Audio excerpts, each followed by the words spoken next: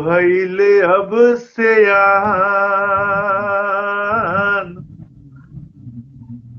बबुआ भइले अब सयान, कि गोदिए नु छोट हो छोट गइल। हो गए।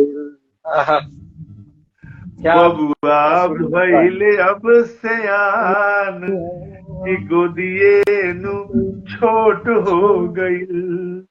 माई के माई के अचरा पुरान, माई के अचरा पुरान, अचरवे में खोट हो गई।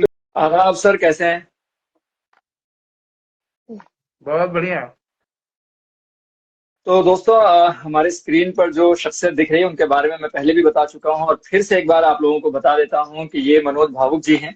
मनोज भावुक जी का ताल्लुक जो है मीडिया से है, फिल्म इंडस्ट्री से है। उसके अलावा सबसे अहम बात जो मैं बताना चाहूंगा, अदब से इनका गहरा ताल्लुक है।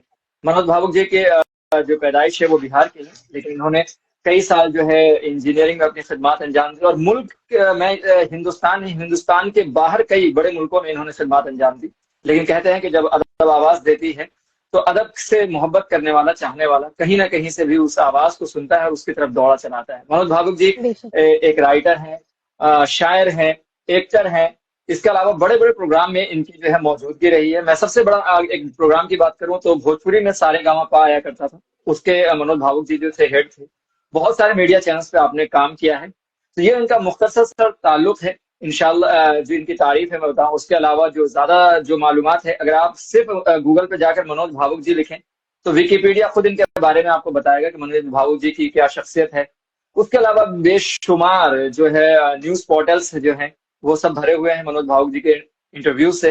तो ये हमारी खुशनसीबी है कि सर ने हमारी जो है रिक्वेस्ट को कबूल किया और बेशक। आज हमारे सामने है। तो मनोज सर, आपका बहुत बहुत बहुत शुक्रिया सबसे पहले तो हमारी दावत कबूल करने के लिए, और हमारे इस चैनल पे आपकी मौजूदगी जो है हमारे लिए खुशी का बायस है। बहुत शुक्रिया सर। बहुत धन्यवाद। जी। जी। जी सर, आपकी जिंदगी के बारे में तो हम बहुत कुछ जानते ही हैं, जैसे कि हम गूगल पे भी अगर हम सर्च करें तो आपकी पूरी जिंदगी का जो है वो चीजें हमारे सामने आ जाती हैं।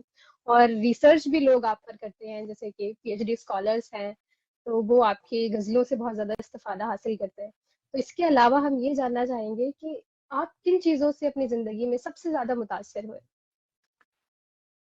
ये पहले तो मैं बहुत शुक्रगुजार हूँ आप जी जी। दोनों का और इस पटल का कि आप लोगों ने मुझे यहाँ अपनी बात रखने का अवसर दिया है। ऐसी बातों से मैं असहज हो जाता हूँ। यह संसार जो है एक समुंदर की तरह, हम एक बूंद की तरह हैं, और अभी भी हम कितना भी इतना कुछ खोजने के लिए है, बाहर भी और भीतर भी, कि अ, हम बहुत अभी विद्यार्थी भी ठीक से नहीं हो पाए, क्योंकि विद्यार्थी होना ही बड़ी बात है। इस दुनिया में लोगों ने विद्यार्थी बनना ही अस्वीकार कर दिया है। हमें विद्यार्थी बने रहने की आदत डालनी होगी। और विद्यार्थी का मतलब, छात्र का मतलब है कि हमारा ऑब्जर्वेशन जो है बहुत स्ट्रांग हो, हम चीजों जी को बहुत ध्यान से देखें, उसके बाद प्रयोग करें। पूरे जीवन तो यही होता है, चीजों को ध्यान से देखिए, प्रयोग कीजिए, उसमें उतरिए और यात्रा का आनंद लीजिए। हम बचपन से ही हमको टारगेट दिया जाता है, आपको ये बनना है, ये करना है। जी। आनंद, मैंने जो अपने सफर में महसूस किया कि आनंद मंजिल में है ही नहीं, आनंद यात्रा में है। बेशक और बेशक। यात्रा को हम लोग कष्टकर बना लेते हैं, मंजिल की सोच सोच कर कि मिलेगा कि नहीं होगा, हासिल होगा कि नहीं होगा। क्या हासिल करना है भाई? एक हासिल के बाद अगला हासिल खड़ा रहता है। आप क्या बिल्कुल। ढूंढना चाहते हैं, पहले तो ये तय हो। इसलिए जो भी मिलता है, आज हम दोनों बैठे हुए हैं, तीनों बैठे हुए हैं, हम बातचीत कर रहे हैं। अभी 4 साल 5 साल पहले एक ऐसा समय आया, लगा कि धरती पर प्रलय आ गया, कि दुनिया जी। समाप्त हो जाएगी। बहुत सारे हमारे साथी चले गए ये दुनिया छोड़कर। क्या हम कम खुश नसीब हैं कि उस महाप्रलय को, उस कालखंड को हम पार करके आए हैं और हंस रहे हैं, मुस्कुरा बिल्कुल। रहे हैं, बातचीत कर रहे हैं। बस यही चीजें हैं, ऑब्जर्वेशन है और शायरी। जो मुझे अच्छा लगा कि मैं भाई के मुख से अपने आप को सुन रहा था, उन्होंने बहुत बहुत अच्छा पढ़ रहे थे, मोहब्बत खेल है ऐसन की हारो जीत लागेला, भुला जाला सभी कुछ आदमी जब प्रीत लागेला। और जब जी मैं उनके मुख से अपना शेर सुन रहा था, मक्ता सुन रहा था कि दुखों में ढूंढ लना राह भावुक, सुख से जिए के दर्द जब हम्म, राग बन जाला तो जिंदगी गीत लागेला। जिंदगी जी। यही शायरी है, यही प्रक्रिया है जीवन की कि हम दुख को, दर्द को, पीड़ा को राग बना ले, और राग में है, लय में है, तरन्नुम में है, वो सुखी रहता है, स्वस्थ रहता है। धड़कन का बैलेंस बना रहे, हम ठीक से धड़कें तो हम खुश रहेंगे। जी। बेशक। मनोज सर, आप, हम सिर्फ अदब की बात करें अगर तो बेशतर लोग जो है उर्दू में, हिंदी में गजलें लिखना पसंद, और यही रिवायत भी रही है। गजलें जो है ज्यादातर इन्हीं जबानों में लिखी गई, लेकिन आपने एक मुनफरिद रास्ता इख्तियार किया, एक अलग रास्ता इख्तियार किया, और भोजपुरी जबान में जो है आपने गजलें लिखी। जबकि मुझे लगता है कि तारीख अगर हम उठाएं तो बहुत लोगों को पता ही नहीं कि इसमें गजलें लिखी जा सकती हैं भोजपुरी जबान में। आखिर वो कौन सी ऐसी बात थी, वो कौन सा ऐसा मोड़ था जिसने आपको भोजपुरी जबान में ही गजलें लिखने के लिए प्रेरित किया, और खासकर इस अदब पर काम करने के लिए आपको प्रेरित किया? वो कौन सा खास लम्हा था?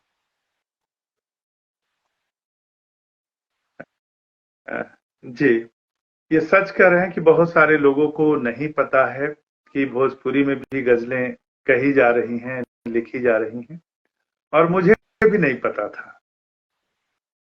मुझे भी नहीं पता था, एक समय था। मुझे यह भी नहीं पता था कि भोजपुरी में पत्र पत्रिकाएं निकलती हैं, या लिखने पढ़ने की भी भाषा भोजपुरी है। मैं मेरी जो परवरिश हुई है, मेरा जो पालन पोषण हुआ है, वो उत्तर प्रदेश का एक जिला है सोनभद्र, पहले मिर्जापुर था। बाबूजी हमारे हिंडालको में थे, तो सारी पढ़ाई लिखाई बातचीत सब हिंदी।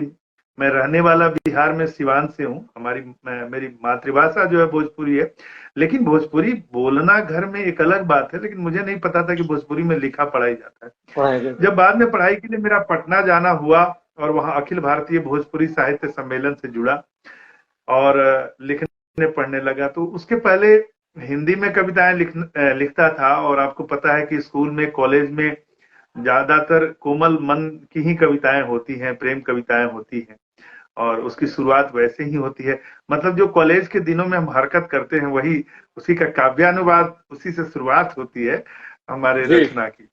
और धीरे धीरे उस ढंग से हिंदी में कविताएं अखबारों में लिखने लगा, रेडियो दूरदर्शन में जाने लगा। लेकिन ये बात है 95 की, जब मैं अखिल भारतीय भोजपुरी साहित्य सम्मेलन से जुड़ा, और फिर भोजपुरी में लिखने लगा। भोजपुरी में कविताएं, पहले कविताओं से शुरुआत हुई, और फिर जब देखा कि गजलें बहुत कही गई हैं, बहुत पहले से। बनारस के तेग अली तेग साहब हैं, मतलब अच्छा 100 साल पहले उन्होंने, उनकी पहली भोजपुरी गजल की किताब आई, उस किताब का नाम है बदमाश दर्पण। और अच्छा उसके बाद एक लंबा सिलसिला है, एक लंबी फहरिस्त है, बहुत सारे शायर हुए, लेकिन उतना प्रचार प्रसार नहीं हुआ। और हमारे समय में भी हमारे जो दो गुरु रहे, जिनको मैंने, मेरी पहली किताब शुरुआत कविताओं से हुई, बहुत सारी कहानियां लिखी, सिनेमा का इतिहास लिखा, नाटक का इतिहास लिखा, लेकिन मेरी पहली किताब जो प्रकाशित हुई वो भोजपुरी गजलों की ही किताब थी, जो मैंने सुबह आपने मांगा तो आपको भेजा भी। उसका जी दूसरा जी। संस्करण तस्वीर जिंदगी के तस्वीर जी। 2004 में प्रकाशन उसका हुआ। उन दिनों मैं अफ्रीका में था। तो वह किताब भी मैंने अपने जिन दो गुरुओं को समर्पित किया है, वो बड़े शायर थे, कविवर जगन्नाथ और आचार्य पांडे कपिल। आचार्य पांडे अच्छा कपिल को भोजपुरी साहित्य का प्राण कहा जाता है, और कविवर जगन्नाथ छंद शास्त्री थे। हिंदी, भोजपुरी, उर्दू के समरूप छंद उनकी किताब का नाम है।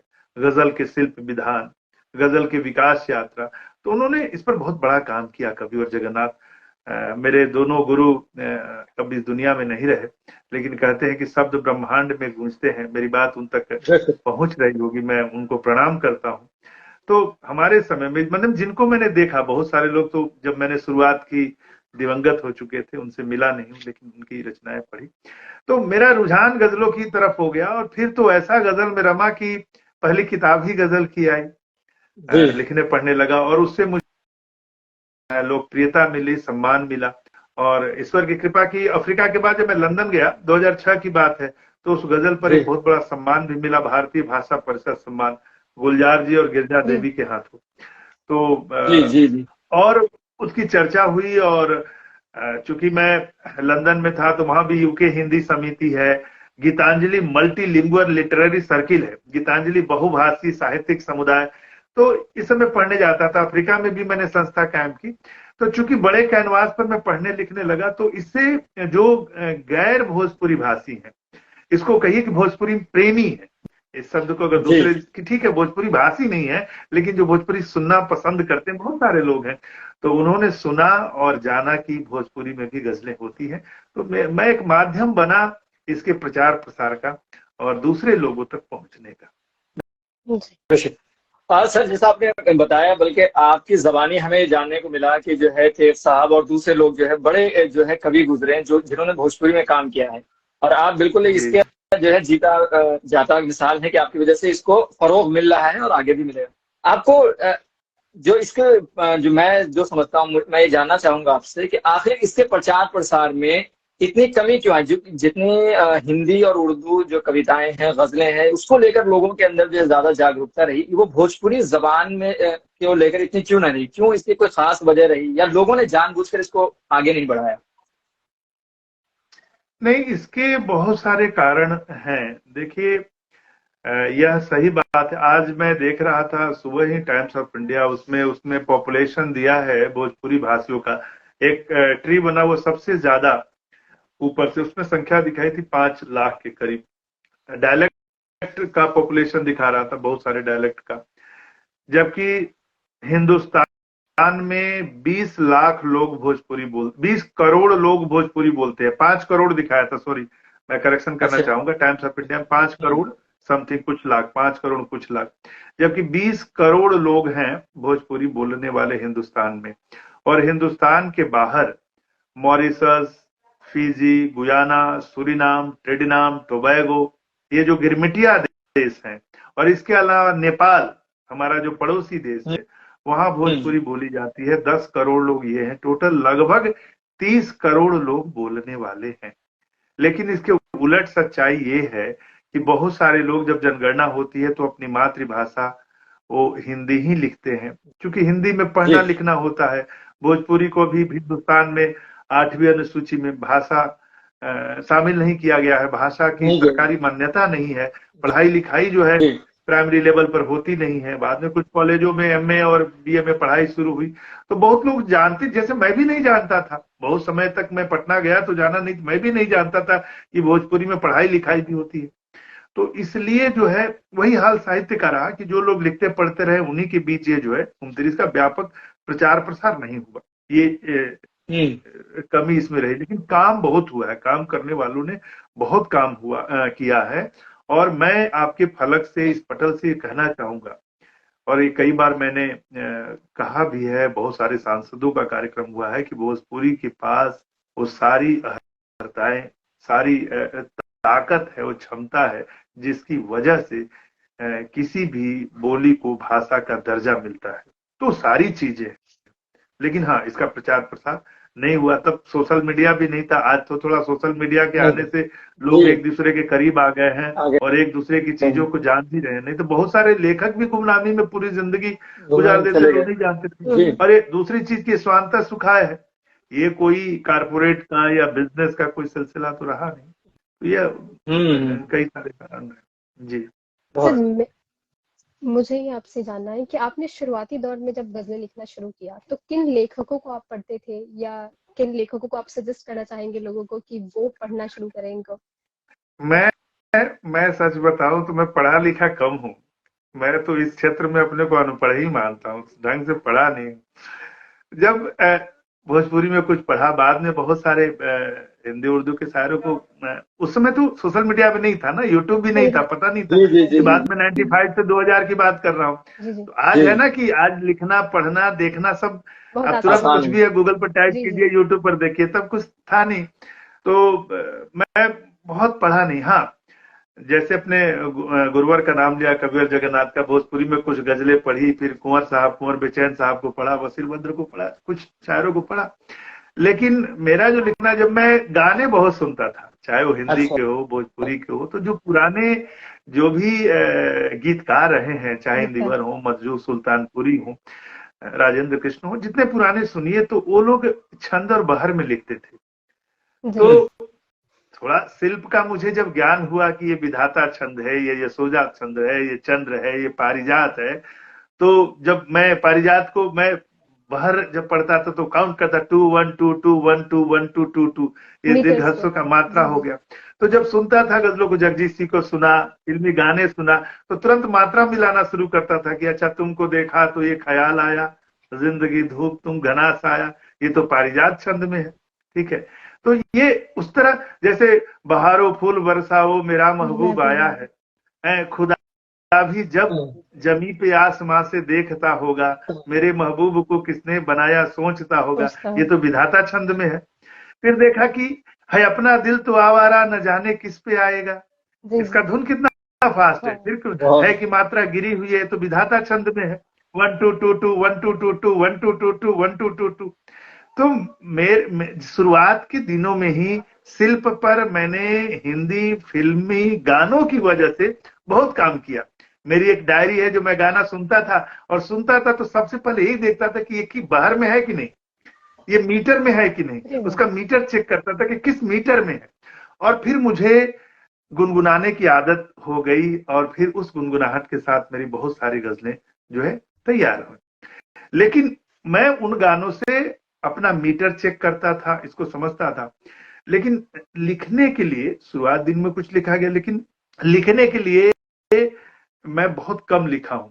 मतलब जो महसूस करता था, जैसी पीड़ा थी, चाहे हंसी हो, खुशी हो, अचीवमेंट हो, वो मैंने देखा कि ये गजल का जो फॉर्मेट है उसमें मैं आसानी से उतरा।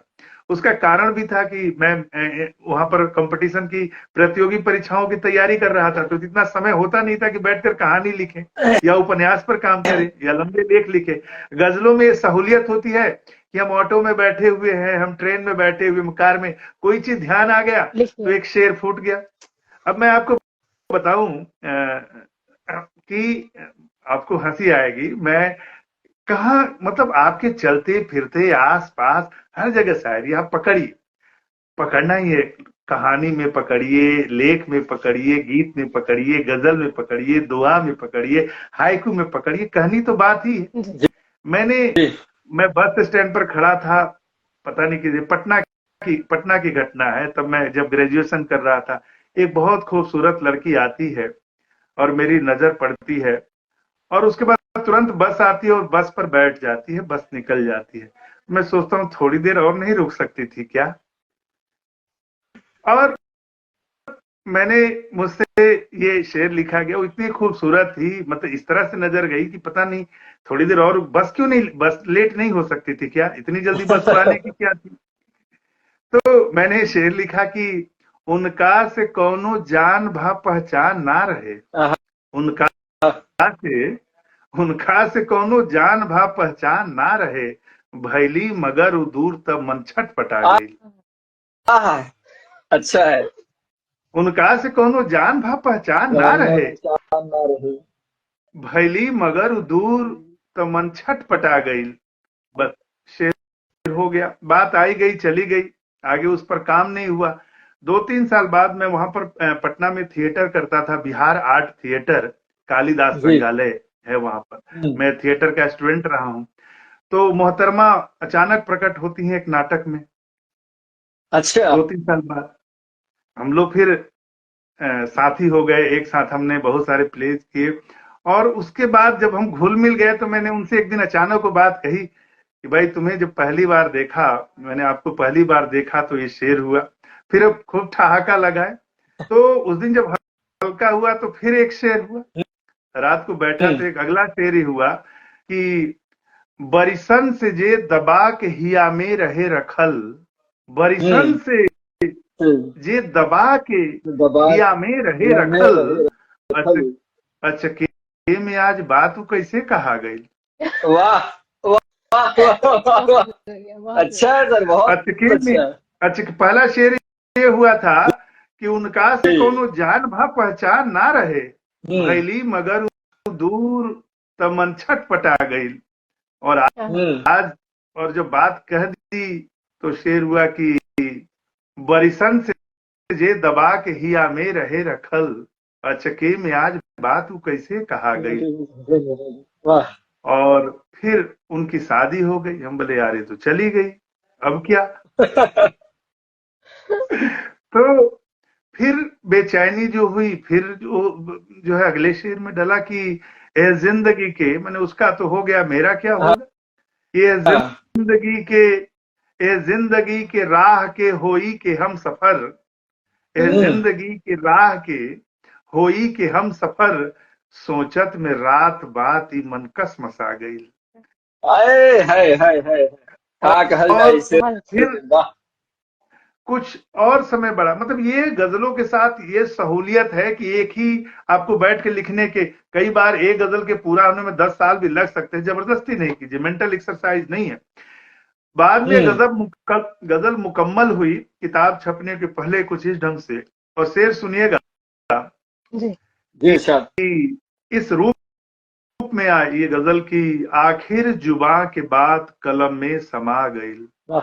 आखिर जुबा के बाद कलम में समा गई, गजलों में हमरा जिंदगी के रंग आ गई। वाह वाह। उनका अच्छा से है। क्या बात है, बहुत उनका से कोनो जान भा पहचान ना रहे, भैली मगर उ दूर त मन छटपटा गईल। बरिसन से जे दबा के हिया में रहे रखल, अचके में आज बात तू कैसे कहा गईल। कैसे ए कहा। जिंदगी के राह के होई के हम सफर, सोचत में रात बात ही मन कस मसा गईल। और शेर सुनिए कि अब ले न जिंदगी से मुलाकात हो सकल, अब ले न जिंदगी से मुलाकात हो सकल, जबकि उस साथ ही साथ बहुत दूर आ गई। वाह वाह वाह। अब ले न जिंदगी से मुलाकात हो सकल, जबकि उस साथ ही साथ बहुत दूर आ गई। और मक्ता सुनिए कि कैसे भुला सकी कबो उम्मद भरल अदा, कैसे कैसे भुला सकी कबो उम्मद भरल अदा, जौना निगाहे नूर पर भावुक लुटा गई, जौना निगाहे नूर पर भावुक लुटा गई। तो ऐसे ऐसे गजल लिखी जाती है।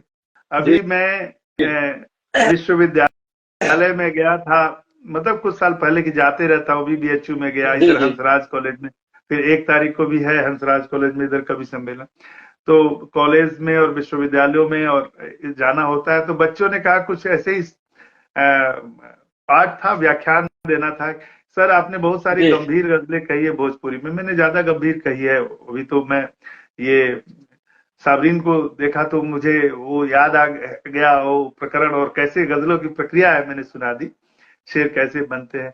तो कहा कि कुछ सरल सहज भाषा में हम लोगों की जुबान में कहिए कि हम लोग के काम आए। मैं बोला ठीक। तो फिर बैठा था और फिर मुझे हंसी आई, आपको मैं सुनाता हूँ।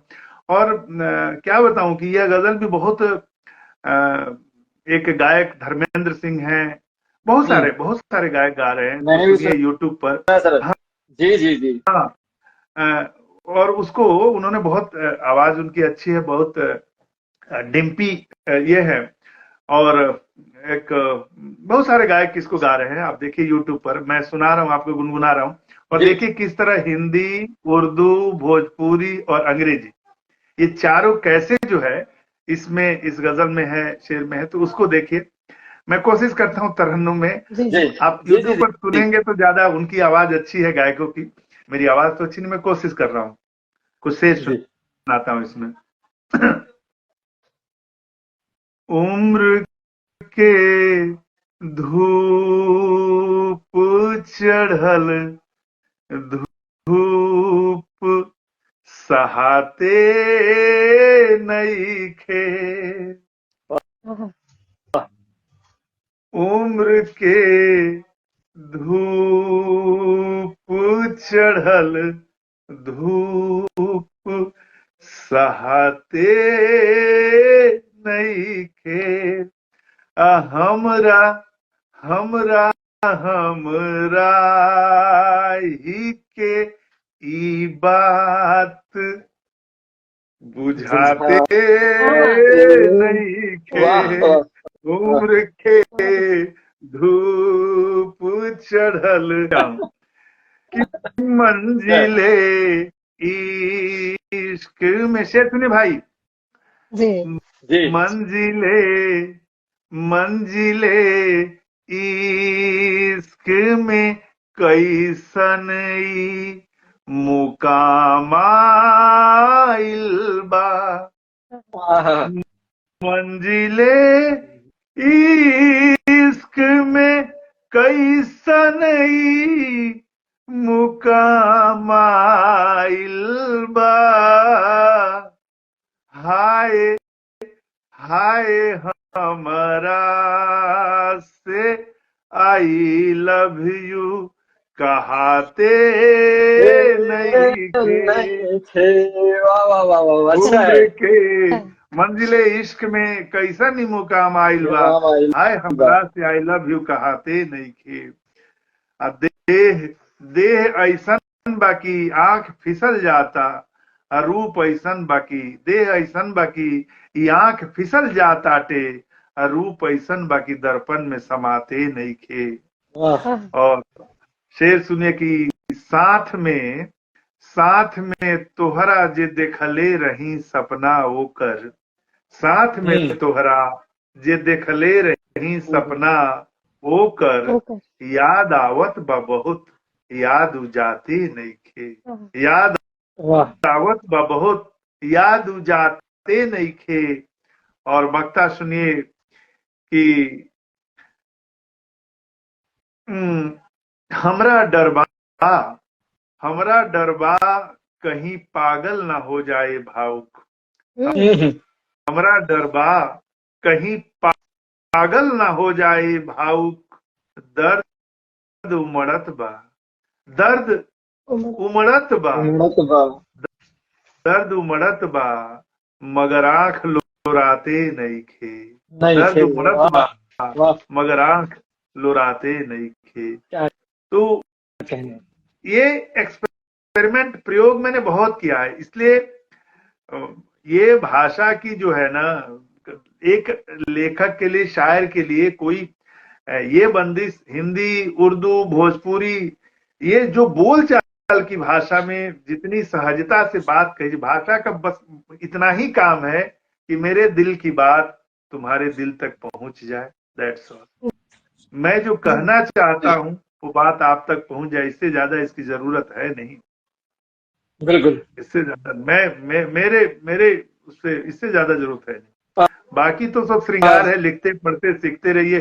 पूरी उम्र कम है, कई जन्म कम है, सीखिए, नुक्ता लगाते रहिए, श करते रहिए, ज करते रहिए, सीखते रहिए, पढ़ते रहिए, एसेंट पर काम कीजिए। अरे काहे का एसेंट भाई, हिंदी देखिए, एक बंगाली हिंदी बोलेगा, उसकी हिंदी देखिए, उड़ीसा वाला हिंदी बोलेगा, एक साउथ इंडियन, सबका अलग होगा। और यही खूबसूरती है, यही हिंदुस्तान है। इसमें क्यों पढ़ना है?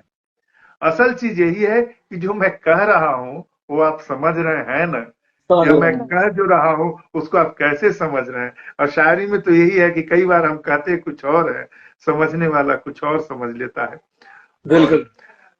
कहां तक समझता है ये उसके अध्ययन पर, उसके अनुभव पर, उसके अपने बैकग्राउंड पर। मैंने शेर कहा कि फूल में तक्षक के संशय हर घड़ी, फूल में तक्षक के संशय हर घड़ी, अब तो खुशबू से डरे के बाई हा। अब मैंने तो कह दिया, अब इसका अर्थ कई लोग कई तरह से लगाते हैं, कई लोग कई तरह से लगाते हैं। अब जो राजा जन्मेजय और परीक्षित की कहानी जानता होगे कि किस तरह तक्षक नाग ने डसा था, उस संदर्भ से कई लोग कई देखते हैं कि भाई देखने में चेहरा तो खूबसूरत लिख रहा है कि अंदर उसके नाग बैठा हुआ है। बहुत सारी चीजों से। एक एड्स वाले ने, एड्स का जब प्रचार चल रहा था उसमें इसका इस्तेमाल कर लिया अफ्रीकन कंट्री में कि फूल में तक्षक के संशय हर घड़ी, अब तो खुशबू से डरे के भाई। आप जो कहते हैं वो किस रूप में पहुंच रहा है ट्रांसमिट होकर, ये आपको नहीं पता। और आप जो कह रहे हैं कहाँ कहाँ आप पहुंच रहे हैं, किस ढंग से, आपको भी नहीं पता होता। आपको इसने ही नहीं पता नहीं पता। किसका ये शेर है, आप लोग को शायद नाम याद हो शायर का, कि कौन सी बात ने किस शख्स से दिल जोड़ लिया, बोलने वाले को एहसास नहीं होता है। वाह तो वाह, हम बोलते जाते हैं, लिखते जाते हैं, कहते जाते हैं, किससे कैसे जुड़ गए हैं ये हमें पता नहीं होता है, नहीं पता। हम लिखते रहते हैं। सर आपके कोई अम, आइडियल या कोई हीरो जिससे आप इंस्पायर कि दुख दर्द भा हंसी भा खुशी, दुख दर्द भा हंसी भा खुशी, जे भी दुनिया से हमरा मिलल, उहे दुनिया के सौंपत हैं, आज देके हाँ गजल के शकल। जो आपने मुझे दिया वही लौटा रहा हूँ, कोई नई चीज है नहीं। और मैं क्या लौटाऊंगा, मैं इस भ्रम में भी नहीं रहता हूँ। मैंने पहली ही गजल में, मेरे जो पहला जो गजल लिखा 98 में, 97 या 98 में, उसका मक्ता है कि भावुक भावुक नबा हुनर की लिखी गीत आ गजल, भावुक नबा हुनर की लिखी गीत आ गजल, गजल। का जाने कैसे बात ही आके लिखात बा। वाह वाह पता नहीं वाह वाह, कैसे लिख पा रहा हूँ। सही बात है। जिंदगी के जख्म पीर जमाना के घात बा, जिंदगी के जख्म पीर जमाना के घात बा, हमरा गजल में आज के दुनिया के बात बा। वाह वाह, बहुत ऐसा अच्छा। ही एक ख्याल संवेदना जी संवेदना के लाश पर कुर्सी के गोड़ बा, ये मेरी पहली गजल है भोजपुरी की। अच्छा, संवेदना के लाश पर कुर्सी के गोड़ बा, कुर्सी के गोड़, गोड़ माने पांव। हाँ बहुत सारे लोग नहीं समझ पा रहे जी, भोजपुरी, मैं उसको समझाता कि संवेदना के लाश पर कुर्सी के पांव बा, मालूम ना ई लोग का कैसे सहात बा। आह पता आह, नहीं लोग कैसे बर्दाश्त कर रहे हैं। बहुत अच्छा अर्थी शेर। के साथ, अर्थी के साथ बाज रहल धुन ब्याह के, अर्थी के साथ, साथ बात अर्थी के बाज साथ रहा, बाज रहल बात बात धुन ब्याह धुन भी के, आके। अब ये अनेत पर केहू कहवा सिहात बा, कहाँ हाय शेरन पैदा हो रही है। क्या कहने। तो ये सारी मतलब अलग अलग जो परिस्थितियां थी, बेचैनी थी। अभी देखिए कि हम जितनी समस्याएं हमारी हैं, ध्यान से बैठिए, ये हम रोज दौड़ रहे हैं, दौड़ रहे हैं, दौड़ रहे हैं, पहुंच कहीं नहीं रहे, केवल दौड़ रहे हैं। जी जी तो दो ही बात है कि हमको पहुंचना कहाँ है, और पहुंच भी जाए तो क्या, ये दुनिया फिर अगर उसके मिल भी बाद जाए तो क्या है। तो असल है कि जहां है, जो यात्रा है उसका आनंद लीजिए। मैं बार बार कहता हूँ कि बस मस्ती में रहिए, आनंद लीजिए जितना ले सकते हैं, क्योंकि आपको ये भी नहीं पता है कि यात्रा कब तक है। कब तक, सही बात। मैं साइंस का स्टूडेंट हूँ, मैं इंजीनियर रहा। हम जो 10+2 में जब बायोलॉजी पढ़ रहा था और रेशम के कीड़े को पढ़ रहा था कि रेशम बनता कैसे हो, ठीक है, तो ये जब ग्रेजुएशन में आया वो कहीं ना कहीं जेहन में था, और फिर वो भी शेर में कन्वर्ट हुआ कि रेशम के कीड़ा के तरह खुद ही बनावत जाल बा, रेशम के कीड़ा के तरह खुद ही बनावत जाल बा, कि आदमी अपने बदे काहे रचत जंजाल बा। वाह वाह वाह वाह, क्या खूबसूरत शेर है सर। रेशम का कीड़ा रेशम चारों तरफ बुनता है, और लोग हकीकत उसी है रेशम के जी लालच में उसको खौलते पानी में डालता है, कीड़ा मर जाता है, रेशम मिल जाता है। आदमी वही है, अपने लोभ लालच की वजह, बहुत सारी चीजों की वजह से ये अपने को समस्याओं में डालता है। सारी समस्याओं के जड़ में वो खुद है कि रेशम के कीड़ा के तरह खुद ही बनावत जाल बा, ये आदमी अपने बदे काहे रचत जंजाल बा। और गौर कीजिएगा कि पानी के बाहर मौत बा। सबीन जी देखिए मैं कहां ले जा रहा हूं, भोजपुरी गजल कहां पहुंची। पानी के बाहर मौत बा, पानी के भीतर जाल बा, पानी के बाहर मौत बा, पानी के भीतर जाल बा, लाचार मछरी का करो जब हर कदम पर काल बा। वाह हाँ हाँ वाह सर वाह। बहुत सच्ची है लाचार लाचार मछरी का करो है। जब हर कदम पर काल बा। ये जो है आम आदमी की समस्या है। अब बेशक। कुछ तो पूछ लीजिए, पूछते रहिए, मेरा भरोसा नहीं है मैं कब कब क्या अच्छा शेर पढ़ जाऊं, बस नहीं नहीं, ऐसे आपने बोलते सर जो रहिए। शेर आप पढ़ा है यात्रा और को जो आपने बहुत बताया है वो काबिले तारीफ, मतलब आपका तखय्युल जो है, आपकी जो इमेजिनेशन है वो लाजवाब है। बहुत खूबसूरत शेर है ये, और ये जिंदगी के बहुत करीब करीब है ये शेर। साबरिन, आप किसी ख्याल की बात कर रही थी? नहीं, इन्होंने ही जो ख्याल कहा था कि दुनिया को, तो इसी पर एक मशहूर शायर ने भी अपना शेर कोट किया है कि दुनिया को तजर्बात तो हवादिस की शक्ल में जो कुछ मुझे दिया है उसे लौटा क्या रहा है हूँ वो मैं। मैं वाह, बता रहा हूँ। वाह, जी, वाह, वाह। तो यही बहुत अच्छे। मैं उस वक्त कह रही थी। जी। मनोज सर, आपका लिटरेरी जो सफर है बहुत खूबसूरत है और बहुत वसी है, और हमें जिस तरीके के अशार सुनने को मिल रहे हैं, जिस तरीके के आप अल्फाजों का चुनाव किया है आपने भोजपुरी जबान में स्पेशली, और आपने एक कैद नहीं रखा है कि सिर्फ आपको भोजपुरी में अगर कर रहे हैं तो हिंदी के ही अल्फाज होंगे। आप हर जबान, चाहे वो उर्दू हो, फारसी हो, सबसे आपने अडॉप्ट किया है और उसको भोजपुरी को बहुत खूबसूरत बना दिया है।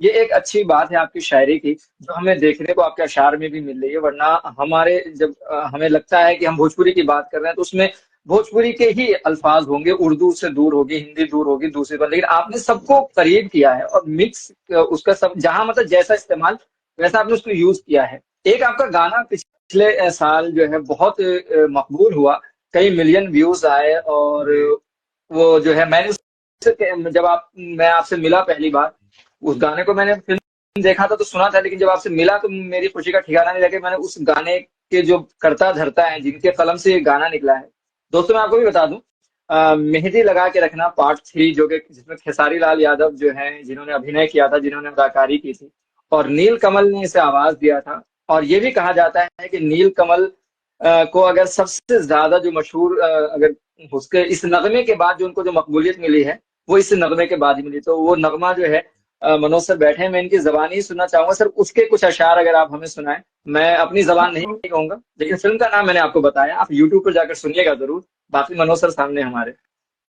ये वाकई ये गाना जो है माँ पर है, और कोरोना काल में लिखा गया, उसी समय वो फिल्म भी आई, मेहंदी लगा के रखना। जी 3 जी।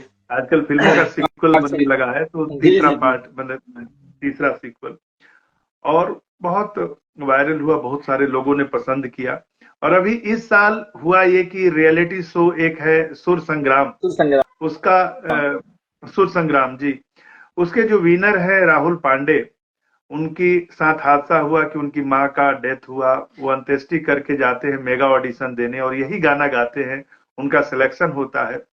फिर पूरे एपिसोड में, मैंने पूरी जो जर्नी रहती है उनकी सुर संग्राम की, उसमें कई बार इस गाने के लिए उनसे डिमांड किया जाता है। पूरा सेट जो है रोने लगता है और माँ से कनेक्ट होता है। और जब वो जीत जाते हैं, वो विनर बनते हैं इस सुर संग्राम के, तो जहां भी वो गए, मीडिया में उन्होंने कहा कि इस गाने ने मुझे विनर बना दिया।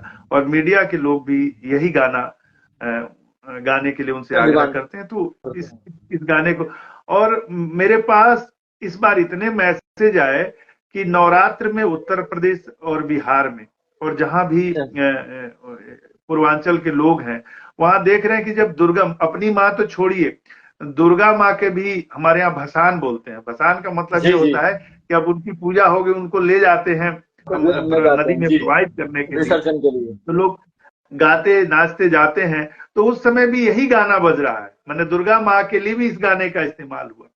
मुझे सिचुएशन यही दिया गया था कि माँ का डेथ होता है, कोरोना काल की फिल्म में डेथ होता है, और बस लोग डेड बॉडी लेकर जाते हैं, और माँ का आंचल जो है उसके बेटे से टच करता है, पकड़ता अच्छा। है आंचल, लेकिन हाथ से छूटता है, डेड बॉडी को लेकर आगे बढ़ते हैं। इतना ही सिचुएशन था, मुझे गीत लिखना था और मैंने गीत लिखा। मैं गा तो नहीं सकता, उनकी पंक्तियां सुनाता हूं जी। कि अचरा छुड़ा के चल काहे दिहले, अचरा छुड़ा के चल काहे दिहले, इतना दूर एमाई, अब के बबुआ बबुआ कह के हमके पास बुलाई, तोरा हाँ बिना हाँ। जीही, तोरा बिना जीही जीही कैसे, तोर बौराहवा रे माई, तोरा बिना जीही जीही कैसे, तोर बौराहवा रे माई, खूंटा उखड़ गईल गैया के, खूंटा हाँ। उखड़ गईल गैया के, अब ई बछरुआ कहवा जाई, तोरा बिना हाय हाय हाय। जीही जीही कैसे। तोर बौराहवा रे माई। ऐसे करके उसमें बहुत सारी पंक्तियां हैं कि अब के पोछी अखिया से लोर, के समझी सिसकी के शोर, बिन कहले के समझी सिसकी के शोर। सिसकी एक अलग है, और जी सिसकी में जो शोर है, जो ध्वनि है, जो दुख है, वो माँ केवल समझती है। समझ सकते हैं जी। अब के पोछी अखिया से लोर और के समझी सिसकी के शोर, उसमें लाइन है कि बिन कहले दुखवा जे बूझे, ऐसन दोसर के हो पाई, हाँ तोरा बिना जिही जिही कैसे, तोर बौरहवा रे माई, अचरा छुड़ा के चल काहे दिहले, इतना दूर है माई, अब के बबुआ बबुआ कह के हमके पास बुलाई। ये गाना है, बहुत खूबसूरत आप सर। लोग सुनिएगा। मतलब आप जब ये सुना रहे हैं तो मतलब मेरी आंखें नम हो गई हैं, और मतलब वाकई आपने, मैं, हम तो ये नगमा सुन रहे हैं लेकिन मैं ये सोच रहा हूँ कि आपने जब इसको लिखा होगा तो किस, मतलब किस सोच में जाकर आपने क्या इमेजिनेशन किया होगा। और मुझे यकीन है कि जब आपने खुद लिखा होगा तो आपकी उस वक्त भी आंखें नम हो गई होंगी, इतना खूबसूरत कलाम लिख रहे होंगे। और ये राज भाई, माँ मेरे बहुत करीब रही है, मेरी हर रचना में है, मेरे रचना संसार में है।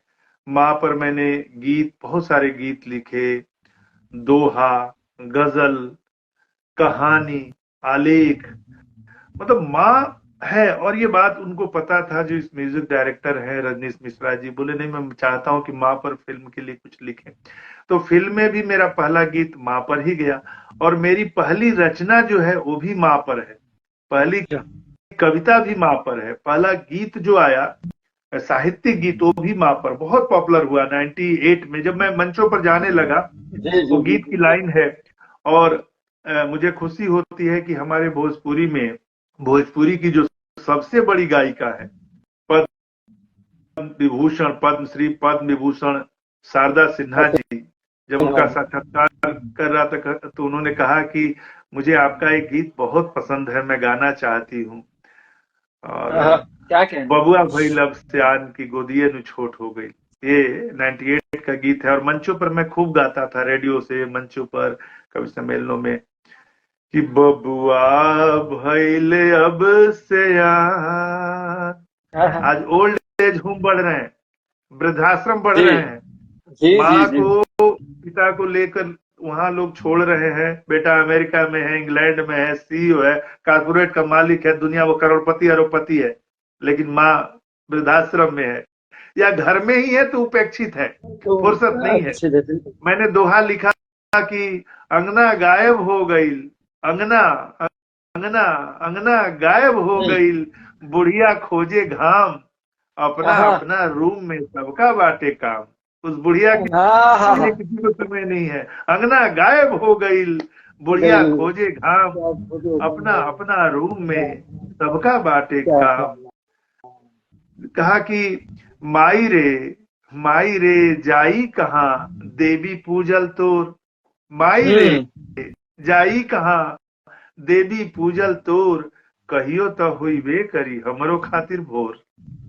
हाँ हाँ। आहा, दोहा अच्छा है सर, बहुत लिखा कि खूबसूरत। दुनिया से जब जब मिलल, दुनिया से जब जब मिलल, ठोकर आ दुत्कार, हम्म। दुनिया से जब जब मिलल, ठोकर आ दुत्कार, तब तब बहुते मन परल, माई तोर दुलार, आहा, माई तोर दुलार। तो ये बेशक। माँ पर दोहा हुआ। माँ पर एक गजल भी, मेरी पूरी गजल माँ पर है। और अभी दिनेश लाल निरहुआ जो सांसद भी है, उनका एक जी फिल्म, जी। शॉर्ट फिल्म आया, कुक्कुर, फिल्म का नाम है कुक्कुर, 2 मिनट की फिल्म है। उसमें दिखाया गया माँ अच्छा। कैसे उपेक्षित है। मतलब कुत्ता खो जाता है तो घर का जो मालिक है वो कुत्ते को ढूंढ रहा है, उसके लिए इश्तेहार निकाला है कि हमारे कुकुरा कहाँ गए, आहा, लेकिन माँ जो है वो गायब है, उसके लिए इश्तेहार नहीं निकाला है, और कुत्ता वहीं मिलता है। कुत्ता, माँ चली गई है वृद्धाश्रम में एक जगह, वहीं पर भाग कर कुत्ता गया है, क्योंकि माँ कुत्ते को बहुत मानती है, तो भाग कर वो भी गया है। तो कुत्ते के लिए इश्तेहार निकला है और माँ के लिए नहीं माँ के निकला है। लिए। तो उस, देखिए यूट्यूब पर है वो फिल्म, तो उस पर मेरा ही गाना, जरूर देखेंगे। वो गाना क्या गजल है जिसको ऐसे ही गाया केवल गीत उसमें पूरा, मतलब पूरे फिल्म का सार ही वो गीत है, वो गजल है। क्या है जी कि हजारों गम में रहे ले माई, कुछ शेर सुनिएगा कि जी हजारों गम में रहे ले माई, तबो न कुछ कहे ले माई। बहुत अच्छा गाया। हाँ, बेशक। हजारों गम में रहे ले माई, तबो न कुछ कहे ले माई। हमार बबुआ फरे फुलाए, हमार बबुआ फरे फुलाए, इहे त मंत्र पढ़े ले माई। हाँ, वाह वाह वाह। बनल रहे घर बटे नयांगन, हाँ, हाँ, बनल रहे घर बटे नयांगन, यही से सब कर सहेले माई। हाँ, हाँ, वाह बहुत वाह अच्छे। वाह। रहे सलामत चिराग घर के। भाषा देखिए कि भाई हिंदी, उर्दू, भोजपुरी जो हम बोलते हैं सब आने दीजिए, बोलचाल की भाषा। आपने सब आने दिया है, बिल्कुल। रहे सलामत चिराग घर के, इहे दुआ बस करे ले माई। बेशक। और उसमें एक शेर है, 8-10 शेरों की गजल है, उसमें एक शेर है कि नजर के कांटा कहे निरौरा, रौरा मतलब आप जो लोग जुड़े हैं, जी जी। आप मुझे नजर का कांटा कहते हैं, आप मुझे नजर का कांटा। नजर के कांटा कहे निरौरा, जिगर के टुकड़ा कहे ले माई। हाँ, माई। वाह वाह वाह। मनोज मनोज हमरा हिया में हरदम, हिया हृदय, हृदय। मनोज हमरा हिया में हरदम, खुदा के जैसन रहे ले माई। वाह वाह वाह। हजारों गम में रहे ले माई, क्या कहने भाई। कबो तबो न कुछ कहे ले माई। ये माँ पर पूरी गजल है, तस्वीर जिंदगी बहुत की जो उम्दा है, किताब। बहुत उम्दा है। और जिस गीत का जिक्र कर रहा था शारदा सिन्हा जी ने, जिस गीत का जिक्र किया कि मुझे पसंद है, जी उसकी एक केवल मुखड़ा सुना रहा हूँ, जी। पकड़िए उस गीत को। आज भी प्रासंगिक है, आज भी वो घटना घट रही है कि बबुआ भइले अब सयान, बबुआ भइले अब सयान, कि गोदिए नु छोट हो गई। हो गए। क्या बबुआ भइले अब सयान, कि गोदिए नु छोट हो गई। माई के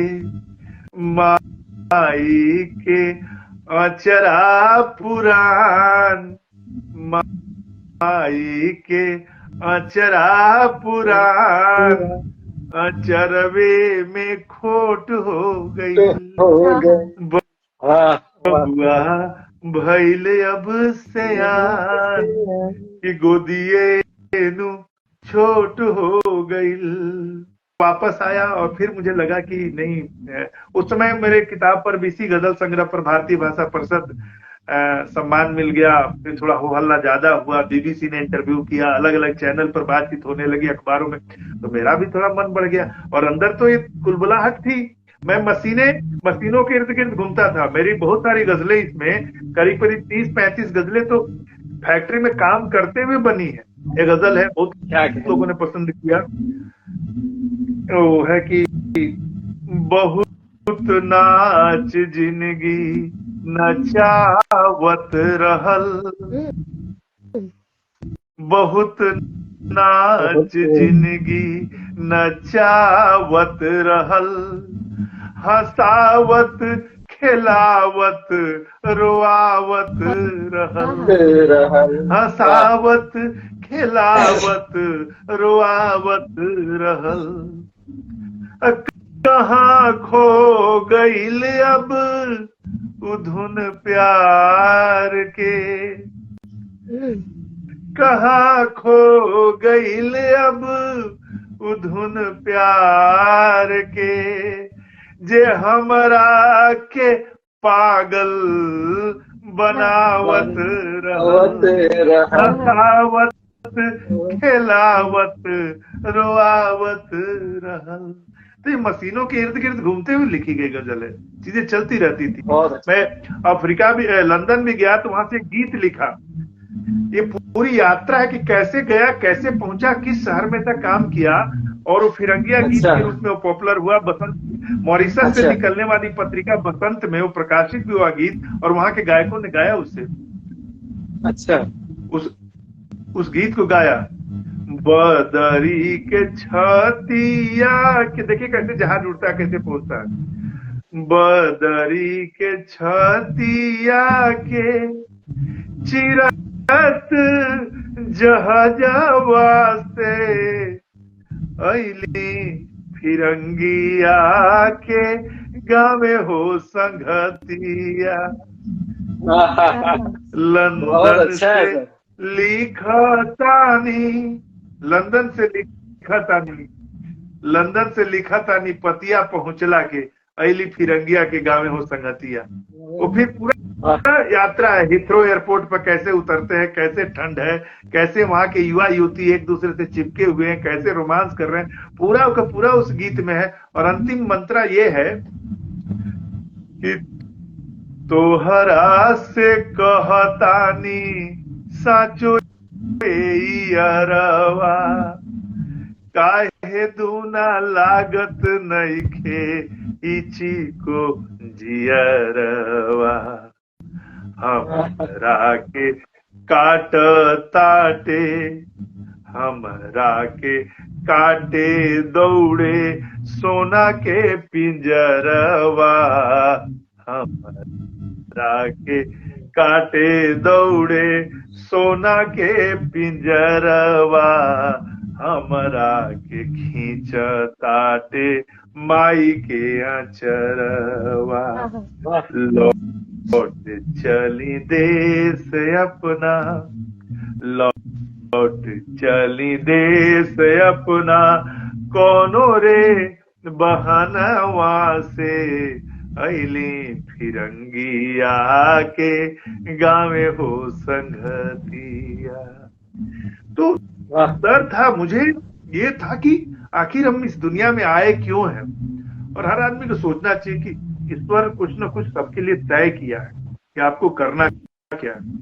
हम बाहर दौड़ते रहते हैं, बाहर की चीजों को प्राप्त करने के लिए हमको उसका, जिसका कोई लिमिट ही नहीं है। कितना पैसा चाहिए, कितना मकान चाहिए, कितनी गाड़ी चाहिए, कितना अवार्ड चाहिए, कितना शोहरत चाहिए, क्यों चाहिए। तो बाद में लगता है कि दौड़ तो रहे, पहुंचे कहाँ। अंदर की यात्रा, ये शायरी की जो यात्रा है, जो कविता की यात्रा है, दरअसल अंदर की यात्रा है।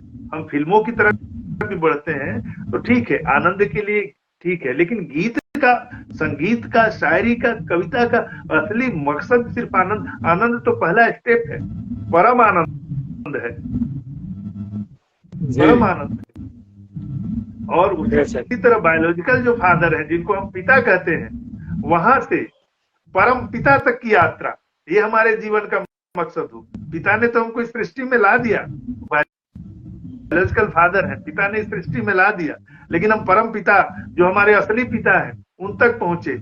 और ये कविता की यात्रा है, ये शायरी की यात्रा है। तो वहां पर मैंने शेर लिखा कि दरिया के बीच बैठ के कागज के नाव में, दरिया के बीच बैठ के कागज के नाव में, काका करत बा आदमी अपना बचाव में। अच्छा है। अरे कागज के नाव की नियति है गल जाना, लेकिन फिर भी हम लगे हुए बचाव में। बचाव। तो जाना तो है, लेकिन बेशक। हम कितनी मस्ती के साथ, कितने आनंद के साथ, कितना मुस्कुराते हुए, और सबसे जरूरी इस संसार के लिए कितना उपयोगी हम साबित हों, कितने ह्यूमनिटी के काम आते हैं, मानवता के काम आते हैं, लोगों के काम आते हैं, तभी हम उनके जेहन में रहेंगे। वरना तो फिर बहुत बा लोग जे मरलो के बाद जियत बा, बहुत बा लोग जे मरलो के बाद जियत बा, अब बहुत बा लोग जे जियते में यार मर जाला। वाह वाह, अच्छा शेर, बहुत अच्छा। भंवर में डूबियो के आदमी उबर जाला, अब मरे के बाद तो दरिया किनारे मर जाला। वाह, क्यों डरे मौत से भाई? और यही संकल्प हम तो युद्ध के लिए कहते हैं कि हमरा विश्वास बाटे कि हम एक दिन अपना सपना के साकार करबे करब। हमरा विश्वास बाटे कि हम एक दिन अपना सपना के साकार करबे करब। लाख घेरो घटा आ कुहासा मगर बन के सूरज कबूतर निकलबे करब। ई अलग बात, सुनिए, ई अलग बात बा आज ले सीप में हमरा हर बेर भावुक हो बालू मिलल। सीप में मोती मिलता है, मुझे बालू मिला हर बार। भावुक तोरा साथ में कितना भइल अनेत, दोहा लिखा कि भावुक तोरा साथ में कितना भइल अनेत, चिरुआ भर पानी मिलल ओहू में बारेत। चिरुआ भर पानी मिलल ओहू में बारेत। एगो से निपटी तले दोसर उठे बवाल, केहू कतनो हल करी जिंदगी रोज सवाल। रिश्ता नाता नेह सब मौसम के अनुकूल, रिश्ता नाता नेह सब मौसम के अनुकूल, कबू आंख के किरकिरी कबू आंख के फूल। ये सारा एहसास मैंने कहा कि ई अलग बात बा आज ले सीप में हमरा हर बेर भावुक हो बालू मिलल। पर यह सोच के अभियो डूबल हई, पर यह सोच के अभियो डूबल हई, एक दिन हम तो मोती निकलबे करब, एक दिन हम तो मोती निकलब। बहुत अच्छा, बहुत खूबसूरत गुफ्तगू मनोज सर, आपसे बातें करके मैं बहुत अच्छा लगा। और साबिन आपने को एंजॉय कर रही थी और बहुत मतलब हमें आपके अशार, आपकी बातें और आपकी जिंदगी जीने का तरीका, हमें ये कहने की जरूरत ही नहीं पड़ी कि आप कोई मैसेज दीजिए, आपकी हर एक बात में मैसेज था। और इससे अच्छा मैसेज क्या होगा कि जिंदगी का जो वक्त गुजर रहा है, जो सफर चल रहा है, उसका आनंद लीजिए, उसको एंजॉय करिए। तो बहुत बहुत शुक्रिया सर हमारे साथ जुड़ने के लिए, हमारे प्रोग्राम में शामिल होने के लिए। आपकी मौजूदगी ने हमें और हमारे प्रोग्राम को और ऊंचाइयों तक पहुंचाया है। बहुत बहुत शुक्रिया, धन्यवाद सर आपका।